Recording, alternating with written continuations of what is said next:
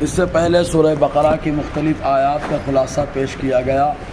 خاص طور سے جو آیت کریمہ چلی تھی وہ سود کے تعلق سے مسلسل اس پر روشنی ڈالی گئی۔ ابھی اپنے سامنے جو آیت کریمہ ہے، اس آیت کریمہ کا نزول کب ہوا، تو اس سلسلے میں مفسرین کرام ارشاد فرماتے ہیں کہ قبیلہ بنو ثقیف کے 4 لوگ جن کا نام عبد ود، عبد لیل، مسعود اور حبیب تھا، چاروں بھائی، یہ لوگ قبیلہ بنو مغیرہ کو مال قرض کے طور پر دیا کرتے تھے اور جو اس پر انٹرسٹ اور سود وصولا کرتے تھے۔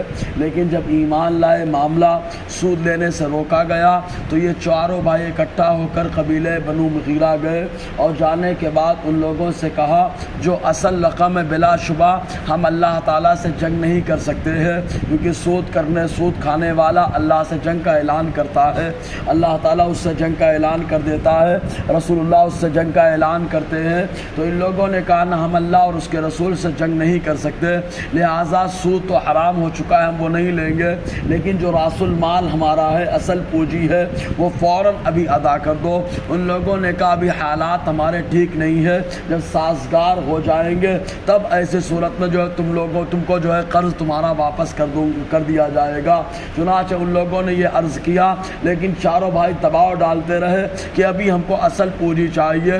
تب اللہ تعالیٰ نے آیت کریمہ نازل فرمائی اور ارشاد فرمایا قرض دینے والا اگر تنگ دست ہے تو اس کے لیے مہلت دو، آسانی تک۔ اس کا فائدہ یہ ہوگا کہ اللہ تبارک و تعالیٰ کو یاد رکھو کہ محشر میں اس کے بارگاہ میں جانا ہے، تب وہ تم کو ہر چیز کا بدلہ عطا فرمائے گا۔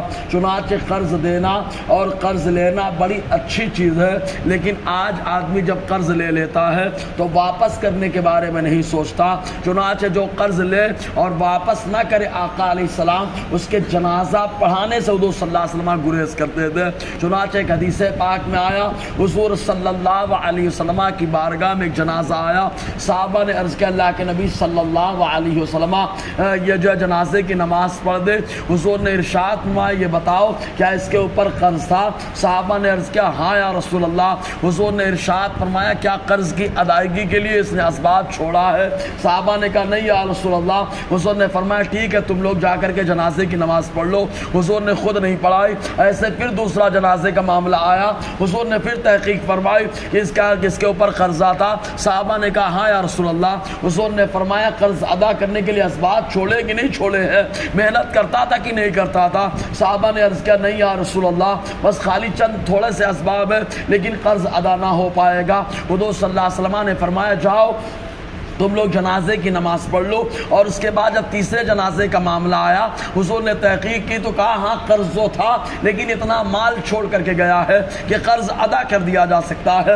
حضور صلی اللہ علیہ وسلم نے فرمایا ٹھیک ہے جنازے کی نماز میں پڑھاتا ہوں۔ تو معلوم کیا ہوا، آقا علیہ السلام جو آدمی قرض لے اور واپس کرنے کی نیت نہ رکھے، جنازہ پڑھانے سے مصطفیٰ انکار کر رہے ہیں۔ اور ایک حدیث پاک میں تو یہاں تک آیا، حضور صلی اللہ علیہ وسلم فرماتے ہیں اگر شہید مرتبہ شہادت کو پالے اور اس کے بعد اگر اس کے اوپر قرض ہے تو جب تک اس نے قرض دیا معاف نہ کرے تو اللہ تعالیٰ معاف نہیں فرماتا۔ اور ایک روایت میں یوں آیا، حضور صلی اللہ علیہ وسلم ارشاد فرماتے ہیں جو آدمی قرض لے لے اور واپس کرنے کی نیت نہ رکھتا ہو اور وہ شہید ہو جائے، رب کی بارگاہ میں تمنا کرے 60 بار اگر وہ شہادت کا مقام پالے لیکن وہ قرض اس کا معاف نہ ہوگا جب تک قرض دینے والا معاف نہ کر دے یا اس کی طرف سے ادا نہ کر دیا جائے۔ اسی طریقے سے ایک حدیث پاک میں آیا، حضور صلی اللہ علیہ وسلم نے فرمایا کیا فلاں قبیلے کا کوئی شخص یہاں پر موجود ہے؟ صحابہ نے عرض کیا نہیں یا رسول اللہ۔ حضرت ابو قتادہ کہتے ہیں میں نے عرض کیا اللہ کے حبیب صلی اللہ علیہ وسلم کیا کوئی کام ہے؟ حضور نے فرمایا ہاں فلاں قبیلے کا ایک شخص ہے، اس کے اوپر 2 دینار قرضہ تھا اور اس کو جنت کے دروازے پہ روک دیا گیا ہے۔ ابو قتادہ مچل گئے، رونے لگے، عرض کرتے ہیں سرکار یہ 2 دینار کیا تھے؟ حضور نے فرمایا اس کے اوپر قرضہ تھے اور اس نے کبھی ادا کرنے کے بارے میں نہیں سوچا۔ آقا علیہ السلام نے ارشاد جب فرمایا، ابو قتادہ کہتے ہیں سرکار میں قرض ادا کر دوں گا۔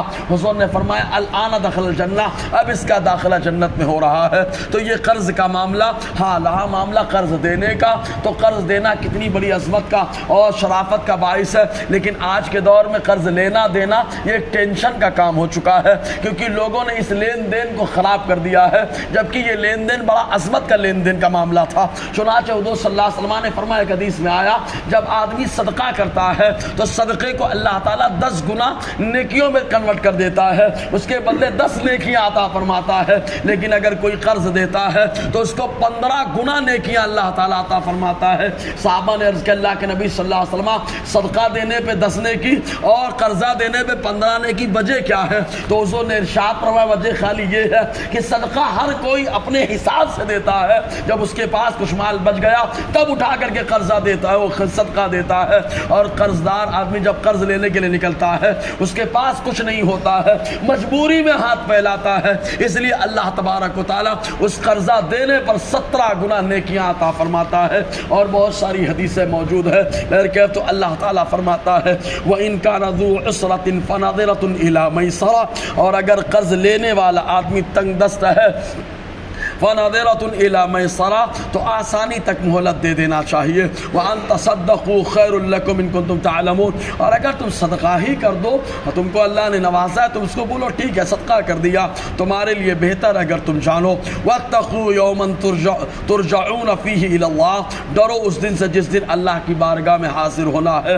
ثُمَّ تُوَفَّى كُلُّ نَفْسٍ مَّا كَسَبَتْ وَهُمْ لَا يُظْلَمُونَ، اور پھر اللہ تعالیٰ ہر نفس کو پورا بدلہ عطا فرمائے گا جو اس نے کمایا، وَهُمْ لَا يُظْلَمُونَ، اور ذرہ برابر بھی ظلم نہ ہوگا انشاءاللہ۔ اور آگے گفتگو رہے گی۔ اللہ تعالیٰ ہم سب کو فیضان قرآن، برکات قرآن کو سے مالا مال